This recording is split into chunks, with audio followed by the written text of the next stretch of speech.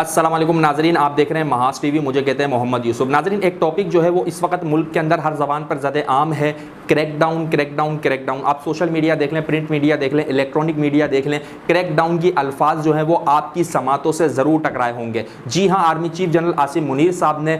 गुज़िश्ता कुछ अरसे से जो है वो क्रैकडाउन्स के सिलसिले के अंदर अपनी जो तवानाइयाँ हैं वो तेज़ी से सर्व करना शुरू कर दी हैं। और मुल्क के अंदर अभी रिसेंटली एक क्रैकडाउन के हवाले से इतला मिली कि 1 नवंबर तक वो तमाम लोग के जो बगैर किसी दस्तावेज़ात के और डॉक्यूमेंट्स के पाकिस्तान के अंदर रह रहे हैं, यहाँ पर लेन देन कर रहे हैं, कारोबार कर रहे हैं, उनके खिलाफ एक मुनज़्ज़म क्रैकडाउन किया जा रहा है। और 1 नवंबर तक वो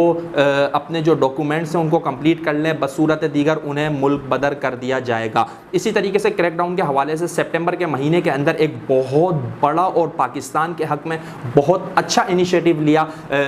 army chief general Asim Munir साहब ने। वो इनिशिएटिव क्या था और उस क्रैकडाउन के होने से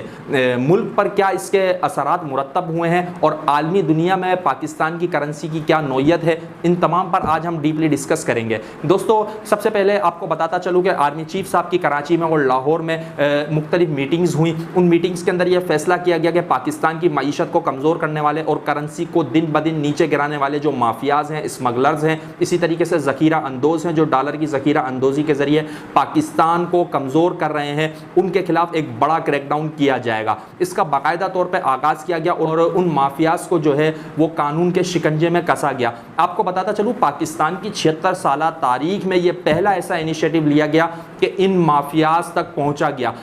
इन माफियाज की जो तादाद है, एक मुहतात अंदाजे के मुताबिक मुल्क में 30,000 से ज़ायद अफराद ऐसे हैं कि जो इस किस्म के स्मगलिंग के काम में, इसी तरीके से मनी लॉन्ड्रिंग में, इसी तरीके से ब्लैक मनी में और इन तमाम ज़ख़ीरा अंदोज़ी में, डॉलर्स की जो है वो ज़ख़ीरा अंदोज़ी में, माल की नकलो हरकत में गैर कानूनी मुलविस हैं। 76 सालों में पहली मरतबा आर्मी चीफ साहब ने इस हवाले से इनिशिएटिव लिया जो कि मुल्क के लिए बहुत ही ज़्यादा फ़ायदेमंद है। आपको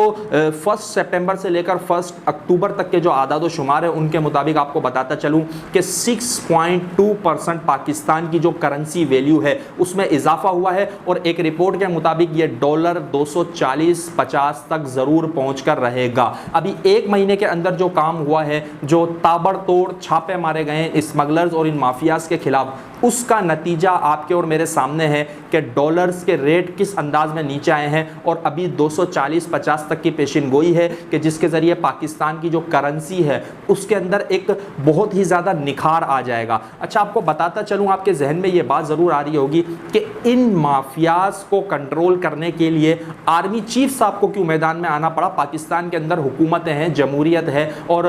बहुत सारी हुकूमतें जो है वो माजी में काम कर चुकी हैं, अभी भी हुकूमतें काम कर रही हैं।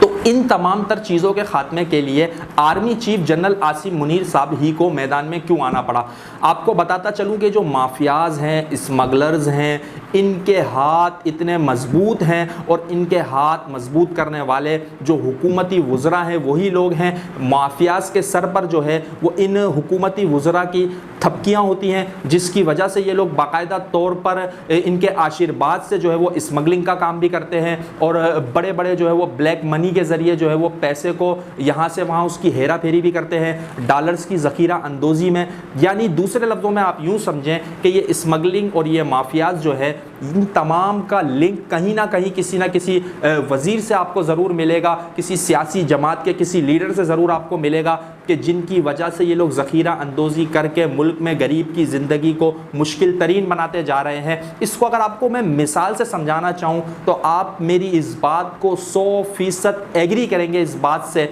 आप देखेंगे, अगर किसी पसमानदा से इलाके में एक छोटा सा बच्चा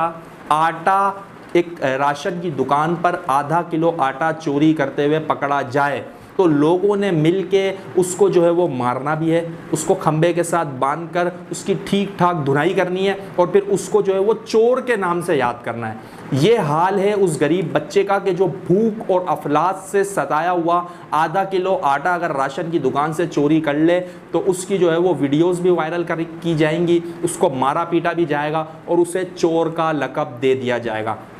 अब चलते हैं इन स्मगलर्स और इन माफियाज की तरफ। ये इतने स्ट्रॉन्ग हैं कि ये जितने भी बड़े जो है वो जितनी भी बड़ी स्मगलिंग कर लें, जितने भी बड़े जो है वो गबन कर लें, जितने भी बड़े डॉलर्स को यहाँ से वहाँ हेरा फेरी कर लें, रोक लें, और इन्हीं की वजह से मुल्क जो है वो महंगाई के दलदल में और गुर्बत के दलदल में फंसता चला जा रहा है। मिडिल क्लास जो है वो गुर्बत तक पहुँच चुका है और गरीब आदमी जो है वो गुर्बत की लकीर से भी नीचे ज़िंदगी गुजार रहा है। तो ये सब कुछ अरबों रुपए की हेरा फेरी कर लेने के बाद भी इन माफियाज की एक तस्वीर तक भी मीडिया पर जारी नहीं की जाती, और ये तस्वीर तक मीडिया पर जारी ना करना ये बताता है कि कानून में कितनी कमजोरी है और इनकी पुष्ट पर जिन लोगों के हाथ हैं वो कितने मजबूत हैं। आसिम मुनीर साहब ने ये इनिशिएटिव लिया, और मैं मुझ समेत हर पाकिस्तानी जनरल आसिम मुनीर साहब के इस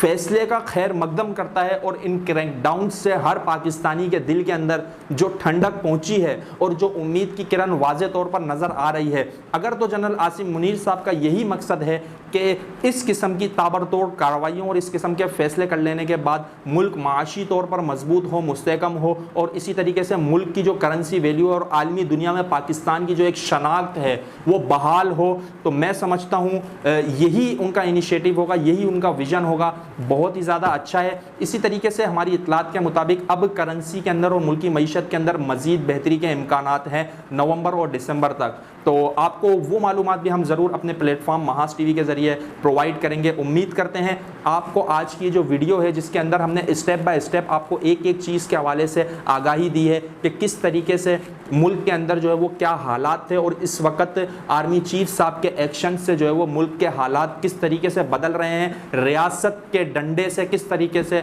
सिस्टम जो है उसको बेहतरी में लाने की कोशिश की जा रही है। अगर आपको ये मालूमाती वीडियो पसंद आई हो, अपने दोस्त अहबाब में शेयर करना ना भूलिएगा। आपका मेज़बान मोहम्मद यूसुफ इजाज़त चाहता है। वस्सलाम।